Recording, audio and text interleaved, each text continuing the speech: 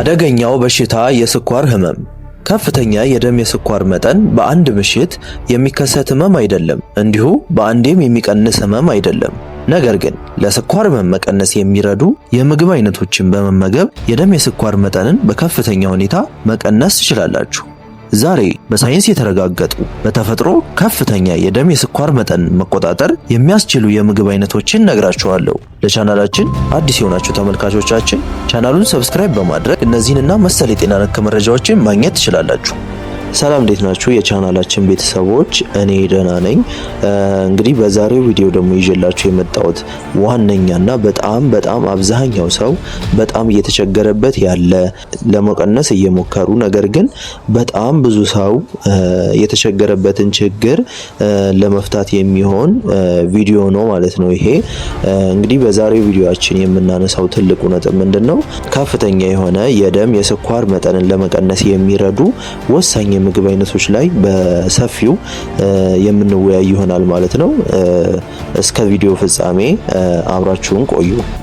እንግዲህ በሳይንስ የተረጋገጡ ዋነኛ ለደም የስኳር መጠን መጨመር መንስኤ ሊሆኑ የሚችሉ ምክንያቶች ተቀምጠዋል። ከዛ መካከል የመጀመሪያው ከፍተኛ የሆነ ካርብ ያለባቸውን የምግብ አይነቶች አዘውትሮ መመገብ፣ በሁለተኛ ደረጃ ደግሞ ዝቅተኛ የሆነ የፋይበር ወይንም አሰር የምንለውን ምግብ መቀነስ፣ በጣም የተቀዛቀዘ የኢንሱሊን ስራ ሂደት እሱም ዋነኛ ለደም የስኳር መጠን መጨመር ዋነኛ ምክንያት ሊሆን ይችላል። እንግዲህ ትክክለኛውን የአመጋገብ ስርዓት መከተል ደግሞ በከፍተኛ ሁኔታ የስኳር መጠንን ይቀንሳል።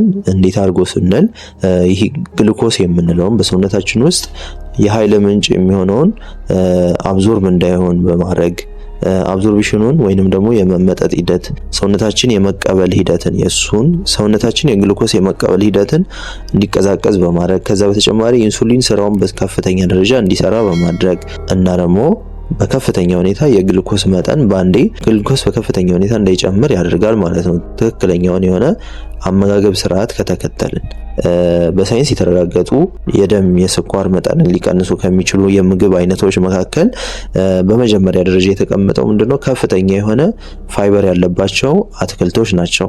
ከነዛ መካከል ጥቅል ጎመን፣ የአበባ ጎመን፣ ስፒናች፣ የኢትዮጵያ ጎመን ተጠቃሽ ናቸው። እነዚህ በውስጣቸው በከፍተኛ ሁኔታ ፋይበር የተባለውን አሰር በተለምዶ አሰር የምንለውን ይዘዋል። ፋይበር ደግሞ ዋነኛ ጥቅሙ ምንድነው?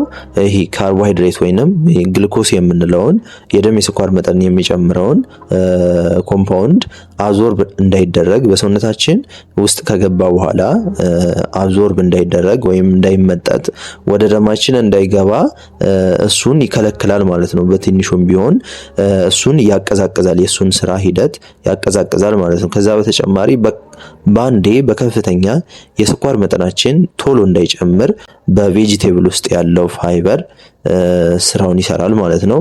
ከዛ በተጨማሪ የአንጀት ጤናን ይጠብቃል፣ የኢንሱሊን ስራንም በዛው ያበረታታል ማለት ነው። በሁለተኛ ደረጃ የደም የስኳር መጠንን መቀነስ የሚችሉ የምግብ አይነቶች መካከል ደግሞ እህሎች ናቸው። ከነዛ መካከል ጤፍ፣ አጃ፣ ስንዴ፣ ገብስ ዋነኛ የደም የስኳር መጠንን ሊቀንሱልን የሚችሉ የምግብ አይነቶች ናቸው። ነገር ግን እዚህ ጋር ገብስም ሆነ አጃም ሆነ ስንዴም ሆነ ሳይፈተጉ ስንመገባቸው ነው ሊቀንሱልን የሚችሉት። ተፈትገው የሚበሉ ምግቦች ሁሌም የደም የስኳር መጠናችንን በከፍተኛ ሁኔታ ሊጨምሩብን ስለሚችሉ ጥንቃቄ ማድረግ አለብን። እነዚህን የምግብ አይነቶች ጠቅስላችሁ ሳይፈተግ ስትመገቧቸው ነው ኢፌክቲቭ ሆነው ስራቸውን መስራት የሚችሉት ማለት ነው። እነዚህ እንዴት ነው የሚጠቅሙን ስንል ከተፈተጉ እህሎች እና ካልተፈተጉ እህሎች ስናወዳደር እነዚህ ዝቅተኛ የሆነ ግላይሴሚክ ኢንዴክስ ወይንም በሰውነታችን ውስጥ ገብተው የደም የስኳር መጠናችንን ባንዴ ከፍ የማድረግ አቅማቸው ያልተፈተጉ እህሎች በጣም ዝቅተኛ ነው። ስለዚህ እነዚህን የምግብ አይነቶች መመገብ ጤናማና የደም የስኳር መጠናችንን የማይጨምሩ አይነት የምግብ አይነቶች ናቸው። ከዛ በተጨማሪ በውስጣቸው ሶሊብል ፋይበር የተባለውን ሟሚ ፋይበር ወይንም ሟሚ አሰር ይዘዋል። ስለዚህ እነዚህ ሟሚ አሰሮች ደግሞ በጣም በከፍተኛ ሁኔታ ይሄን የደም የስኳር መጠንን በከፍተኛ ሁኔታ የመቀነስ ትልቅ ኃይል አላቸው ማለት ነው። ከዛ በተጨማሪ ኢንሱሊን በስራውን በስነስርዓት እንዲሰራ። እንግዲህ እዚህ ላይ ግን ኢንሱሊን ስላችሁ እንዳትወዛገቡ። ኢንሱሊን ምንድነው ስንል ኢንሱሊን በሰውነታችን ውስጥ የሚገኝ ሆርሞን ሲሆን ይህ ሆርሞን ደግሞ ስራው ምንድነው?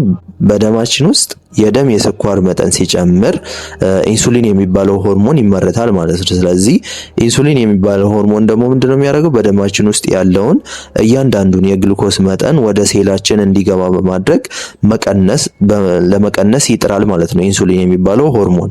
ስለዚህ ኢንሱሊን የሚባለው ሆርሞን ምንድነው? በደማችን ከፍተኛ የሆነ የስኳር መጠን ሲጨምር መቀነስ የሚያስችለን ሆርሞን ነው ማለት ነው። ስለዚህ እነዚህን የምግብ አይነቶች ስንመገብ ኢንሱሊን የሚባለውን ሆርሞን ስራውን እንዲሰራ ማድረግ እንችላለን ማለት ነው።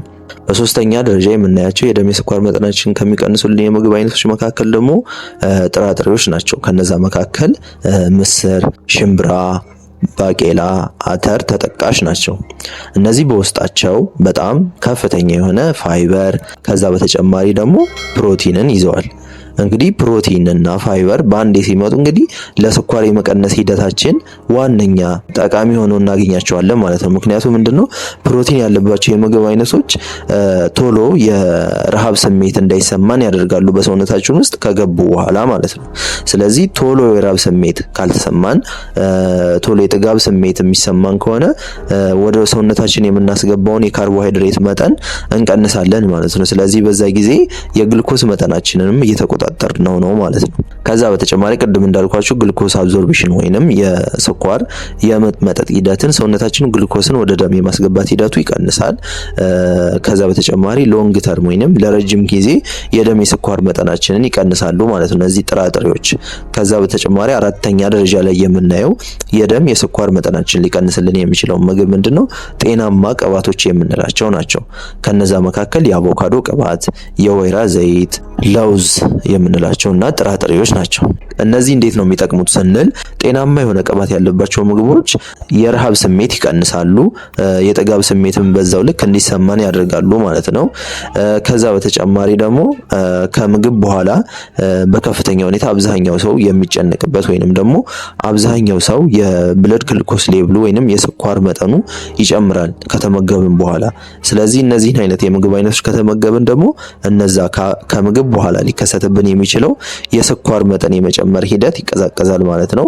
ከዛ በተጨማሪ ዋነኛው ስራቸው ደግሞ ይህን ኢንሱሊን የተባለውን የደም የስኳር መጠን በደማችን ውስጥ የሚቀንስልን ሆርሞን ስራውን እንዲሰራ በከፍተኛ ሁኔታ ፖቴንሻሉን ተጠቅሞ ስራውን እንዲሰራ የሚያደርጉልን የምግብ አይነቶች ናቸው ማለት ነው። አምስተኛ ላይ የምናያቸው የምግብ አይነቶች ደግሞ ሊን ፕሮቲን ወይንም ጤናማ የሆነ ፕሮቲን ያለባቸው ንጹህ ፕሮቲን ያለባቸው የምግብ አይነቶች ናቸው። ከነዛ የምግብ አይነቶች መካከል አሳ፣ እንቁላል፣ የዶሮ ስጋ እና ከዛ በተጨማሪ ደግሞ በጣም ዝቅተኛ የሆነ ፋት ያለባቸው የወተትና የወተት ተዋጽኦዎች ተጠቃሽ ናቸው።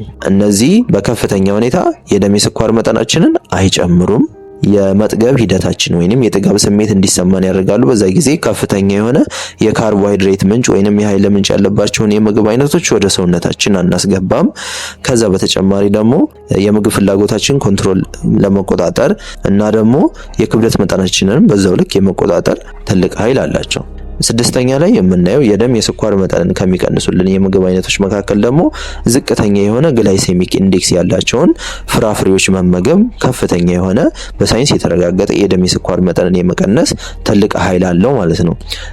ግላይሴሚክ ኢንዴክስ ስንል አንድ ምግብ ወደ ሰውነታችን ገብቶ እንዴት ነው የደም የስኳር መጠናችን ሊጨምር የሚችለው የሚለውን የሚለካልን ልኬት ነው ማለት ነው። ስለዚህ ዝቅተኛ የሆነ የደም የስኳር መጠናችን የሚቀንሱ ፍራፍሬዎችን መመገብ ወሳኝ ነው ማለት ነው። ከዛ መካከል ቤሪ የምንላቸው ፍራፍሬዎች ከነዛ መካከል ስትሮበሪ፣ ብሉቤሪ ተጠቃሽ ናቸው። አፕል፣ ዘይቱና፣ አቮካዶ ተጠቃሽ ናቸው። እነዚህ በውስጣቸው በጣም ዝቅተኛ የሆነ የስኳር መጠን ያላቸው ፍራፍሬዎች ናቸው።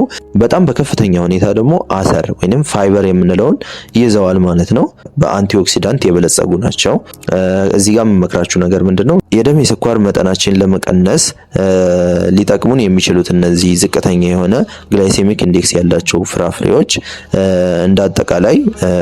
እንዳጠቃላይ ፍራፍሬውን ስንመገበው ነው እንጂ ጁስ ስናደርገው የፋይበር መጠኑ ሊቀንስብን ይችላል። ስለዚህ በዛ ጊዜ የተጠበቀውን ያህል ለውጥ ላያመጣ ይችላል ማለት ነው። በሰባተኛ ደረጃ የምናየው የደም የስኳር መጠንን የሚቀንስልን የምግብ አይነት ደግሞ በተለምዶ ቀረፋ የምንለውና ቅመማ ቅመሞች ናቸው።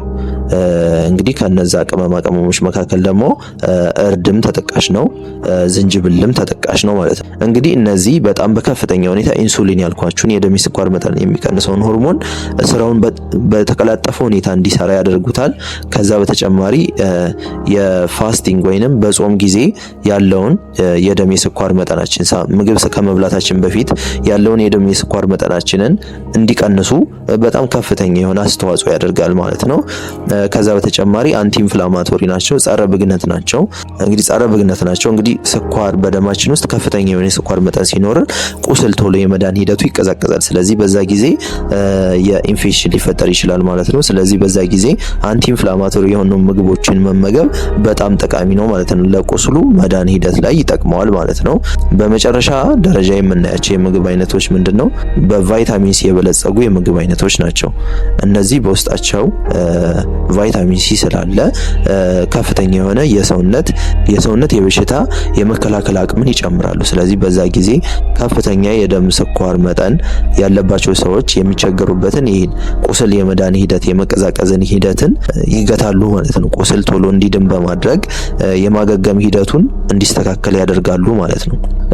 እንግዲህ በዛሬው ቪዲዮአችን የደም የስኳር መጠንን ሊቀንሱላችሁ የሚችሉ የምግብ አይነቶች ላይ በሰፊው ተወያይተናል ማለት ነው። ስለዚህ እነዚህን የምግብ አይነቶች በመመገብ ጥሩና ጤናማ የሆነ ለውጥ ማየት ትችላላችሁ ማለት ነው። ቪዲዮው ጠቃሚ ሆኖ ካገኛችሁት ቪዲዮውን ላይክ በማድረግ ቻናሉን ደግሞ ሰብስክራይብ በማድረግ እነዚህንና መሰል የጤና ነክ መረጃዎችን ሁሌ እንዲደርሳችሁ ማድረግ ትችላላችሁ።